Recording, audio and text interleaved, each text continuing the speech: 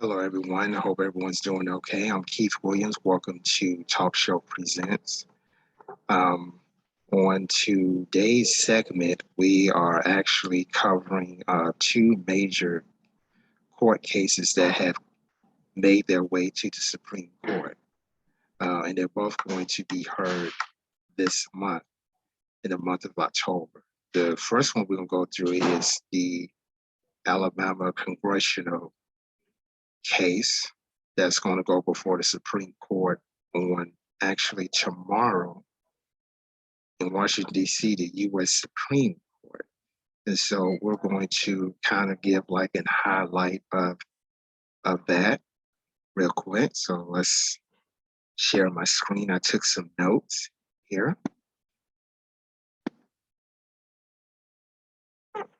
So this is some of the highlights. A group of Alabama voters and organizations sues Alabama Secretary of State John Merrill and the House and Senate redistricting chair, Representative Chris Kringle and Senator Jim McClendon. So they are the defendants. Plaintiffs allege the congressional map enacted on June 4th, 2021 by Governor Kay Ivey unfairly distributed Black voters. The plaintiffs asked the lower court to evaluate or invalidate the enacted congressional map in order that a new map with instructions to include a second majority Black district. The person's last name is Milligan, Milligan, Milligan.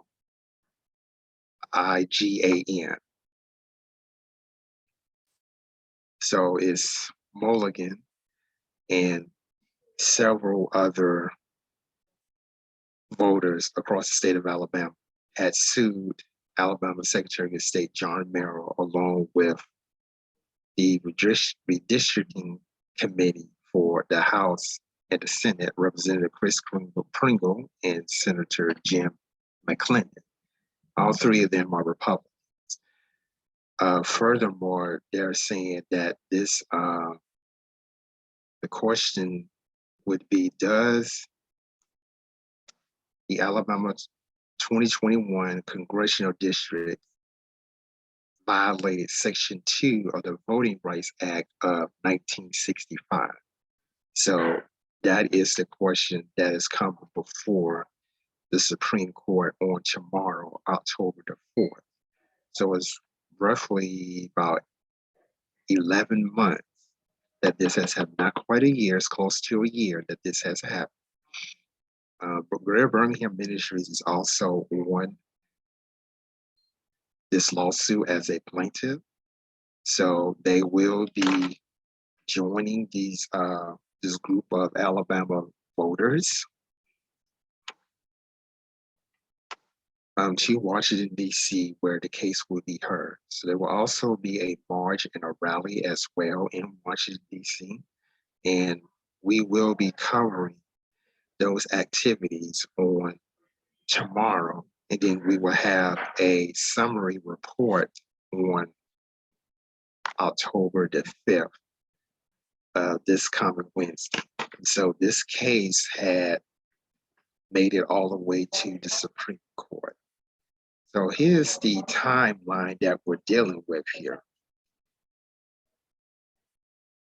So we'll start from the bottom to the top. On January 24, 2022, the Northern District of Alabama granted in part a motion for a preliminary injunction, temporarily preventing Secretary of State John Merrill from conducting congressional elections in November of 2022. 4 days later, on the 28th of January, Alabama Secretary of State John Merrill filed an emergency application before the U.S. Supreme Court. This has caused a delay in certifying candidates to run for Congress in the state of Alabama. So John Merrill had filed an emergency application seeking to have permission to, go ahead and conduct the elections for these congressional districts, which did take place on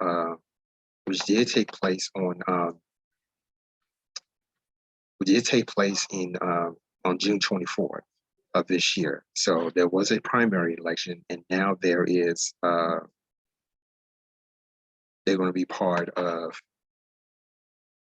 the general election on November the 8th.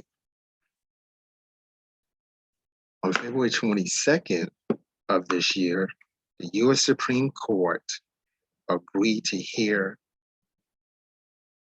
the case, and they will be hearing that case on October the 4th.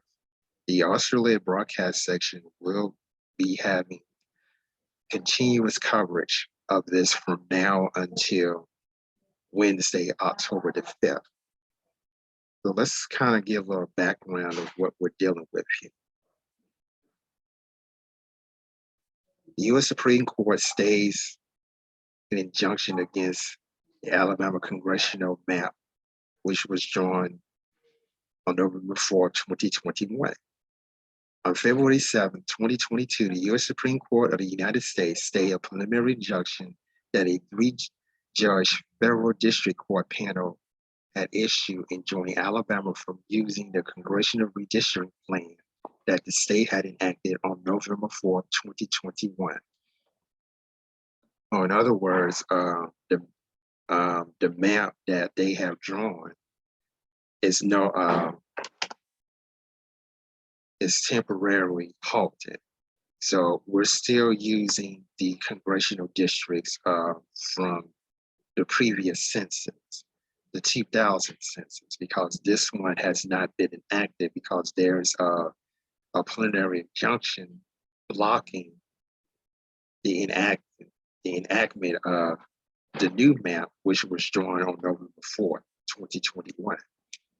The Supreme Court statement that the congressional district boundaries adopted by the state will be used for the 2022 election. The court also granted a petitioner writ of certiorari in the case, meaning that the court accepted the case challenging the congressional district maps for either the 2021-2022 term or the 2022-2023 term.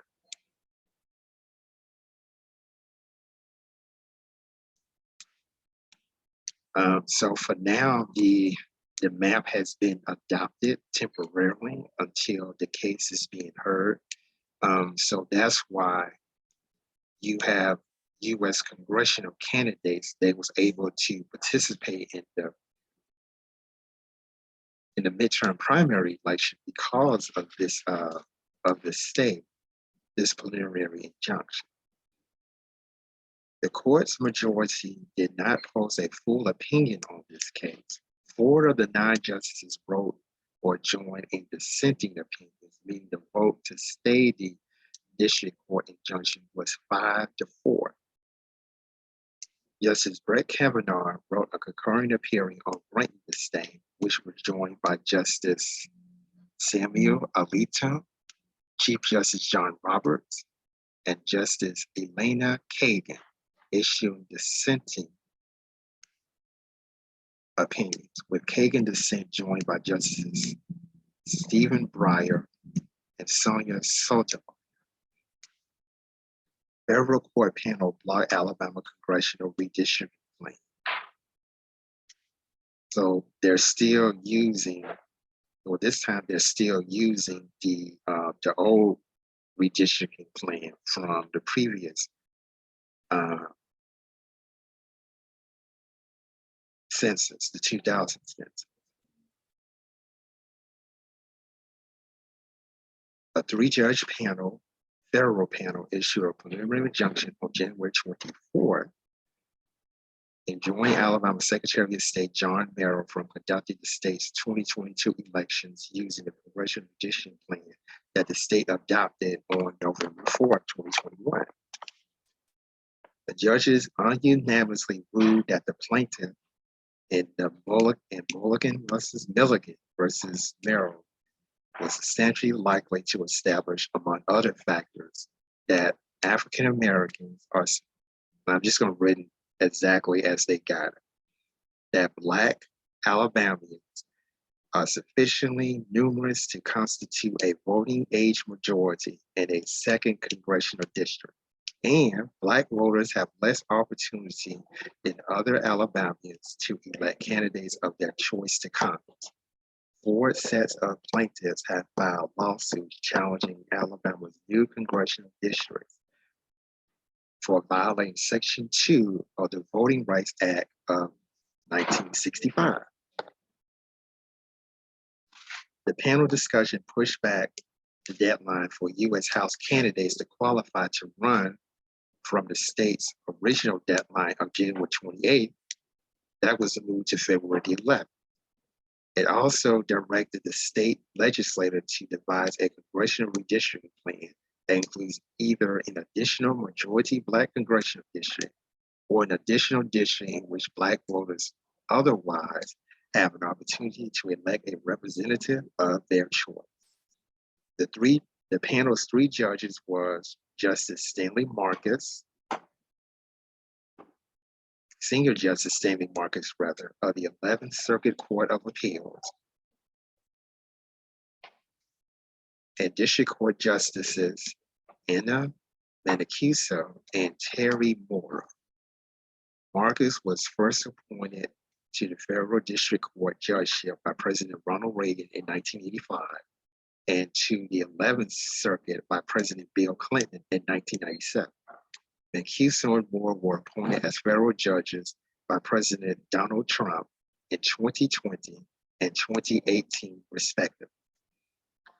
In an email to media outlets on January 24, 2022, a spokesperson for Alabama Attorney General Steve Marshall wrote, "The Attorney General's office strongly disagreed with the court's decision and will be appealing in the coming days."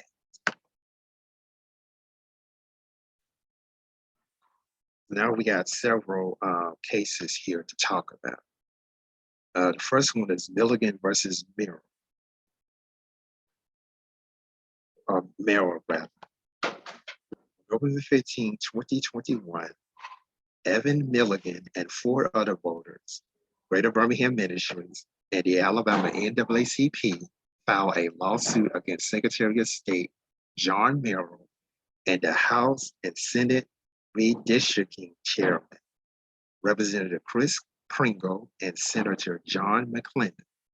Plaintiffs filed their lawsuit in the United States District Court for the Northern District of Alabama, challenging the congressional map enacted on November 4, 2021 by Governor Kay Ivey. This was voted on by the state legislature and it was signed into law by Governor Kay Ivey on that date, November 4, 2021. Plaintiffs allege that the congressional map violated Section 2 of the Voting Rights Act of 1965 and the 14th Amendment of the U.S. Constitution, saying the map packed Black voters into the 7th congressional district and cracked Black voters among 3 other districts. As relief, plaintiffs asked the court to evaluate and validate the enacted congressional map and ordered a new map with restrictions to include a second majority Black district. Okay, so you can view the case. You can view the case by going to this link right here. So this is the link that you can. So this is the link. This is the link that you can go to and see if I can highlight it for you. Okay, so this is the link that you can go to get more information about the Milligan Merrill case. Okay, There's also another case called Castor versus Merrill. On November 4th, 2021, Marcus Castor and several other Alabamian voters filed a lawsuit against Secretary of State John Merrill in the United States District Court for the Middle District of Alabama, challenging congressional map enacting on November 4th, 2021 by Governor K.I.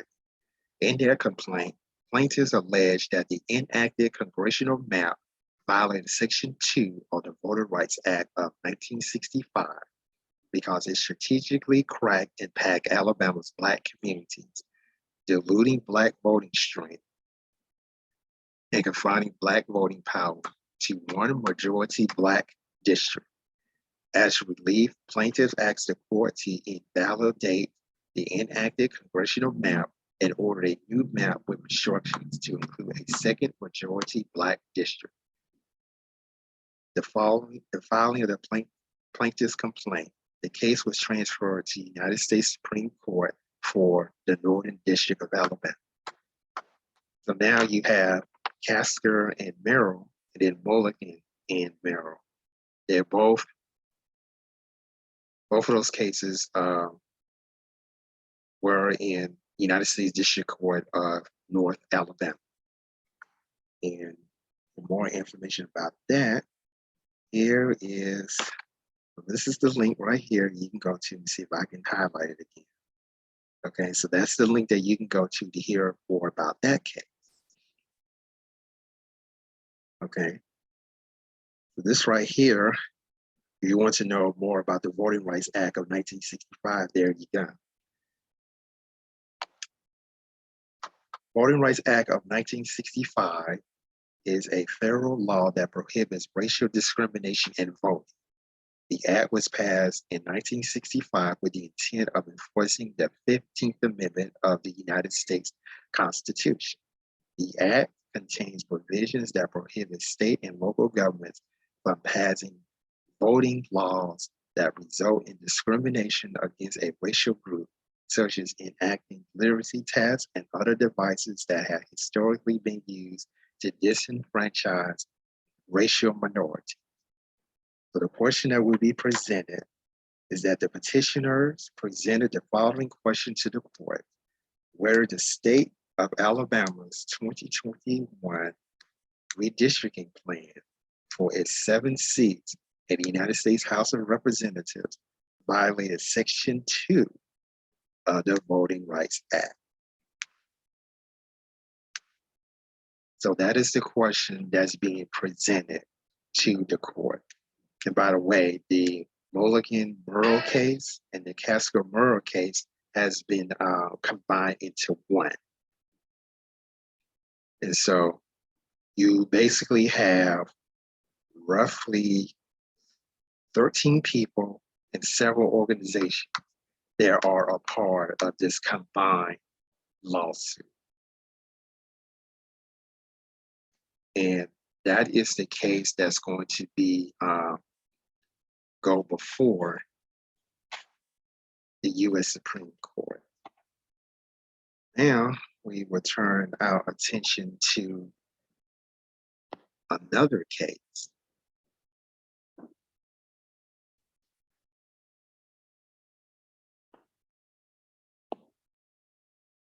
At this time, there is no hearing on this case as of yet. There has been talks that this case will also go before the Supreme Court this month, but there's no confirmation of that's to happen. But to kind of give a perspective of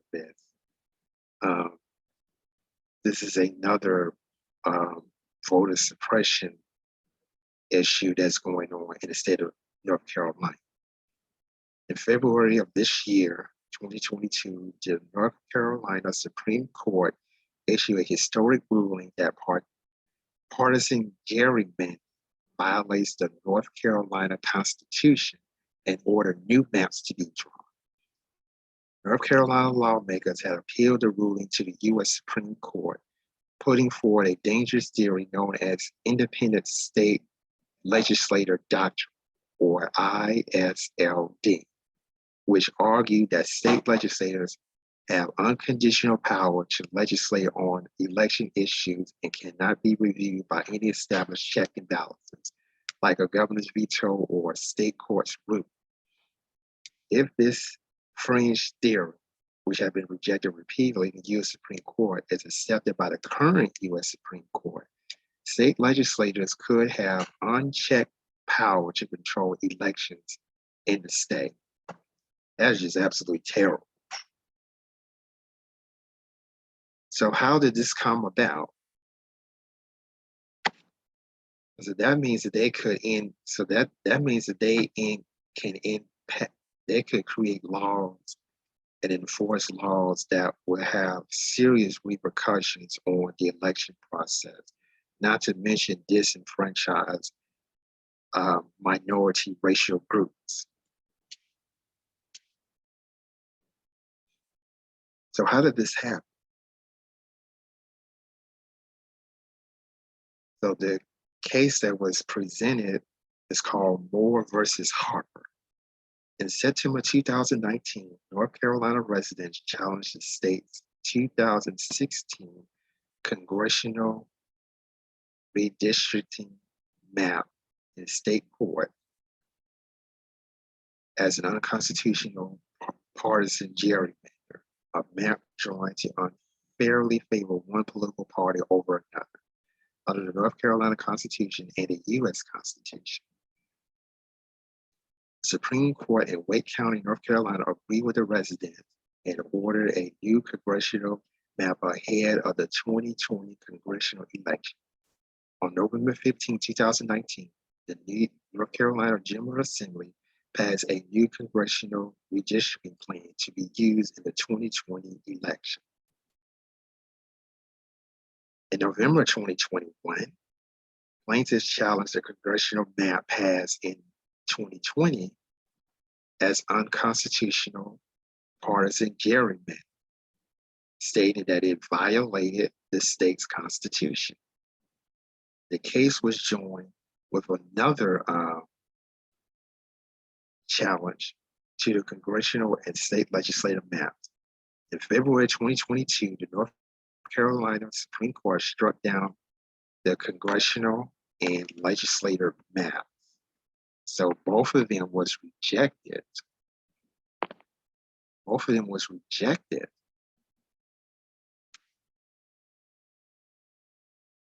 By the North Carolina Supreme Court.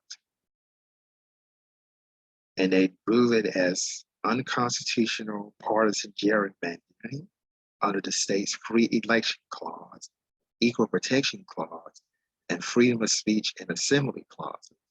The court ordered the General Assembly to pass remedial maps by February 18, 2022, and send them to the Superior Court for approval.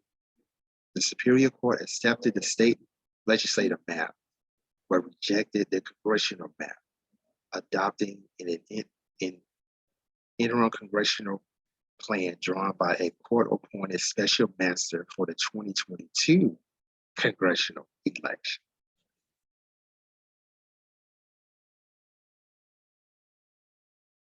The U.S. Supreme Court denied the defendants' motion for a stay on the Superior Court's decision, but ultimately accepted the defendants' writ of certiorari, agreeing to hear the case during the October 2023 term. The U.S. Supreme Court has agreed to consider whether a state judicial branch may rule on laws and regulations passed by a state governing the matter of holding elections for senators and representatives and replace them with a regulations of the state's court's own devising. This is a legal theory known as independent states doctrine, which suggests that only the state legislators have the power to regulate federal elections without interference from state courts. The case will be heard during the fall-winter of 2022, and a decision is expected to be made in the summer of 2023. Now, what is the independent state legislative doctrine. What is it?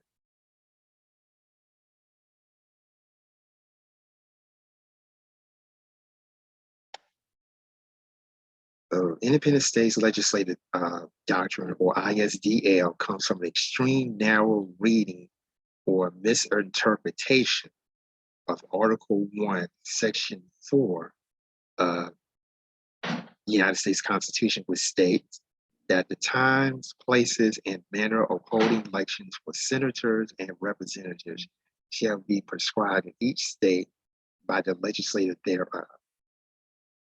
Proponents of ISLD suggest this provision means that only the state legislature, the body itself, can set election rules, and the executive and judicial branches in the state have no say in the process. The U.S. Supreme Court has consistently rejected the ISLD. For example, in the Davis-Hildebrandt case of 1916, the court upheld a section of the Ohio Constitution that allowed the people of Ohio to vote state election laws through a referendum.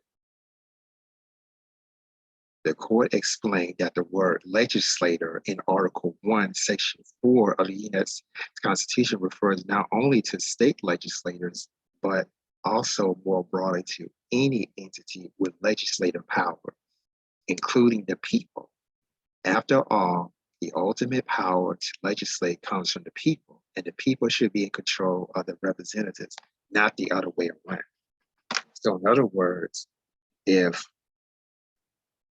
for example, the state of Alabama wanted to hold a referendum in the state limiting the number of terms that state and federal officials can have at any given time, that falls under Article 1, Section 4 of the U.S. Constitution.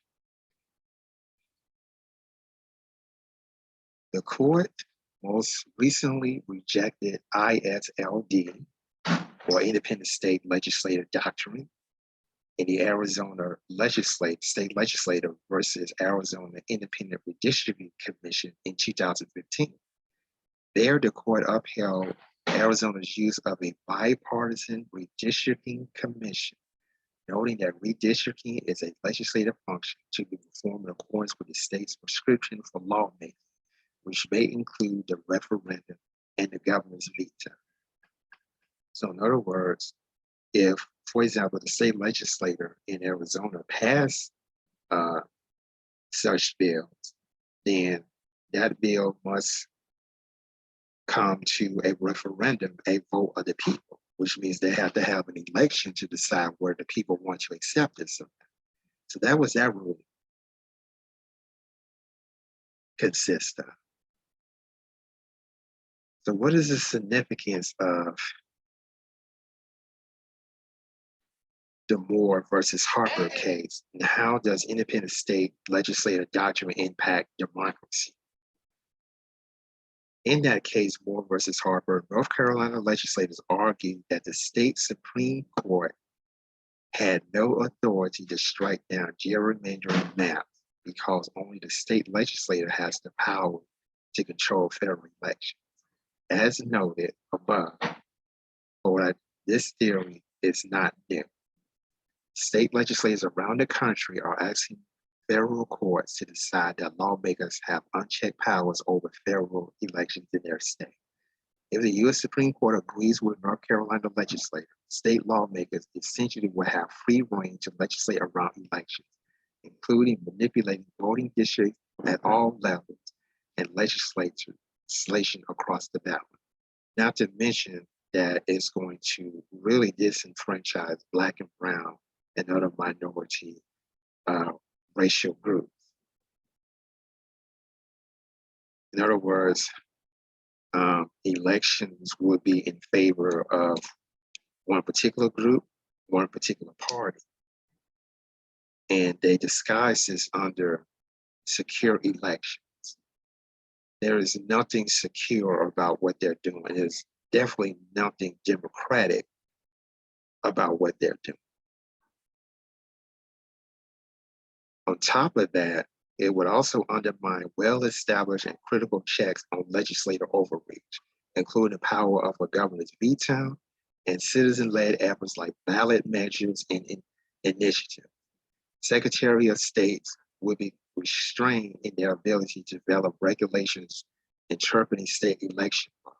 So in other words, there really no, if the legislature is going to be in control over elections, why would you have a Secretary of State?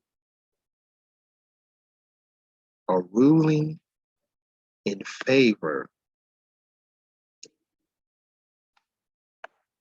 So that's a huge concern. That's a real big concern right there. A ruling in favor of North Carolina lawmakers was also invalidate any state constitutional provision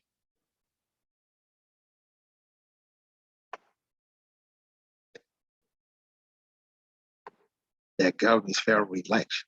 Furthermore, depending on the scope of the ruling that endorses ISLD, prior state court rulings, vetoes, and direct democracy efforts that protected voters and process access to the ballot could be overturned too. Democracy, as we know it in the United States, would cease to exist. So this is very serious.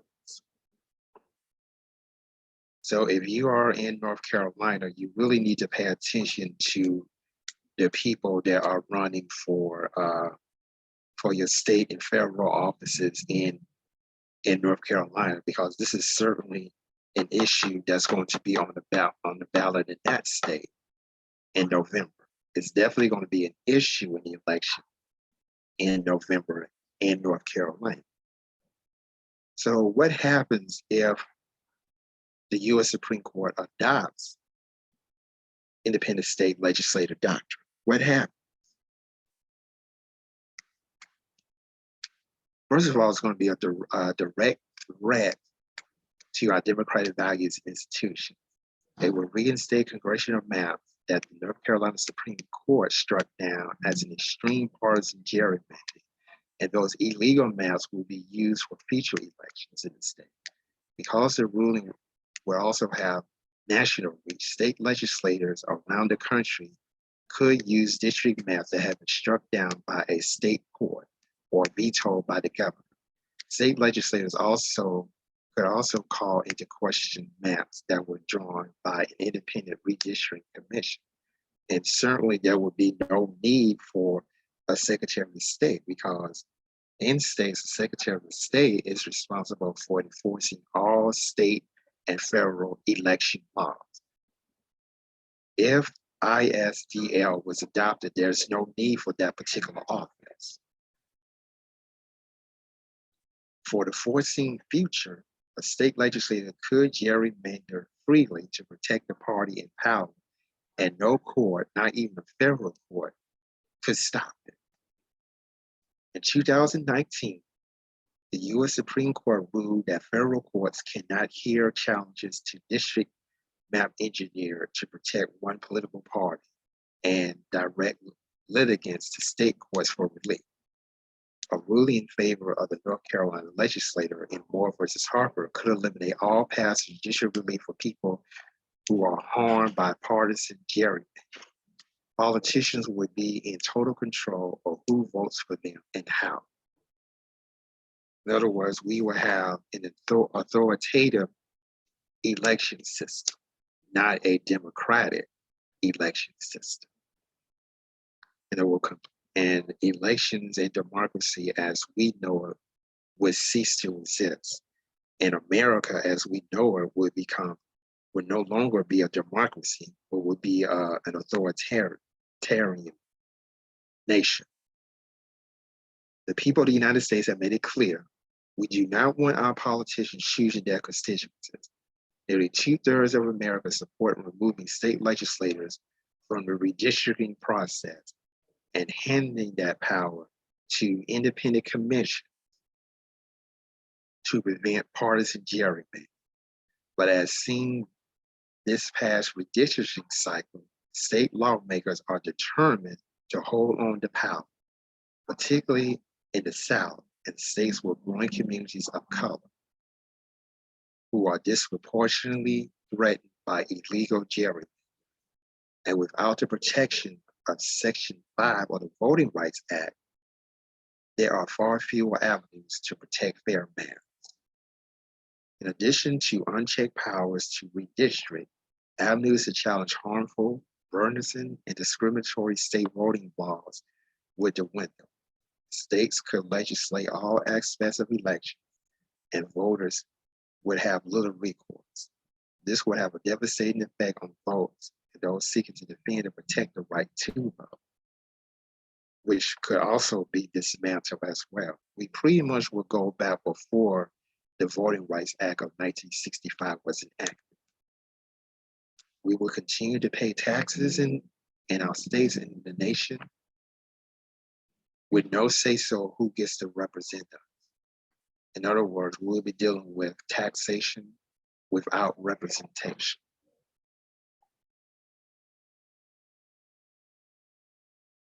There are many organizations such as the League of Women Voters, NAACP. There's a lot of organizations that you really need to join forces, with them to support fair elections and fair districting in your local community.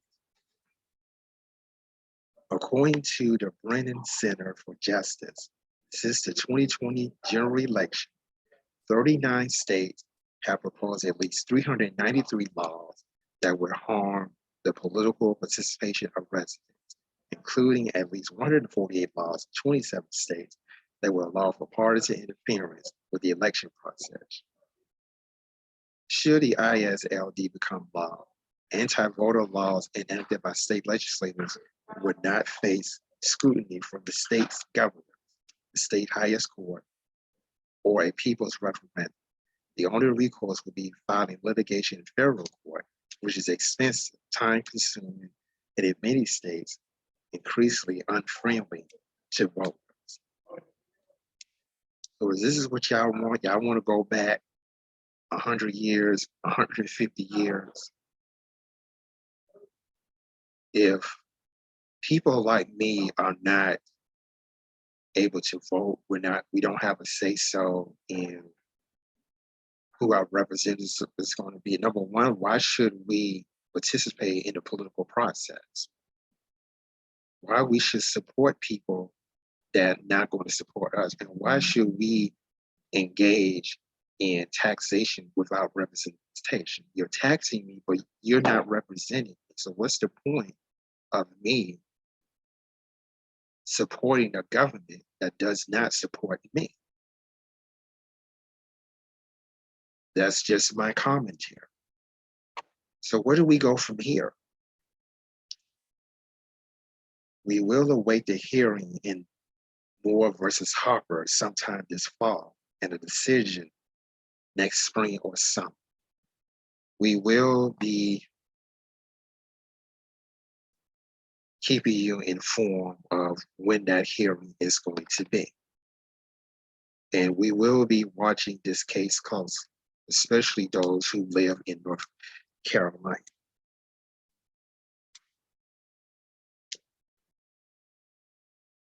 We saw how powerful residents were during the 2021 redistricting cycle, demanding a transparent process and fairer maps. Communities must continue to use a collective power to ensure that those who represent us in government truly represent the interests of the constituents, not solely their own. If the independent states legislator doctrine is adopted, the power of the people to direct and reform our society will be more important than ever. As a matter of fact, America as we know it would no longer be a democracy. America will become a dictatorship. I hope that you understand the seriousness of this issue and that you will join forces with grassroots organizations that are already on the ground working to prevent this illegal, unethical, and immoral practice of independent states' legislative doctrine. Illegal gerrymandering and undermining our system of elections and democracy in general. But far too often, we are hit with a whole lot of distraction. And this could happen right under our nose, but we're too busy dealing with the distraction. Our democracy is at stake, and if we sit by and let these distractions overtake us, America would no longer be a democracy. We would be a dictatorship where we were known for freedom. It would no longer exist. Be sure to tune with us on tomorrow as we will have continuing coverage of both the Ward versus Harper case and also the Milligan Merrill case. As both of these cases will be going before the Supreme Court. If the second case, Milligan versus Merrill, will be heard before the U.S. Supreme Court on tomorrow. Be sure to tune in to OBS for continuing coverage on tomorrow, October the 4th, and then a wrap up and summary on the 5th, October the 5th. I hope that you will join us for this very special coverage. The point that we save democracy in America is more important now than ever before. And I hope that you will not take that lightly. Thank you so much for tuning in, and please tune in tomorrow. We will go live on Facebook and hopefully on YouTube. We'll go live so you not miss out on what's going on. Again, our democracy is at stake. Will you join us to defend democracy? If not, America as we know it will become a dictatorship. I'm Keith Williams, your host for Talk Show Presents. Thank you for joining us today, and we'll see you tomorrow.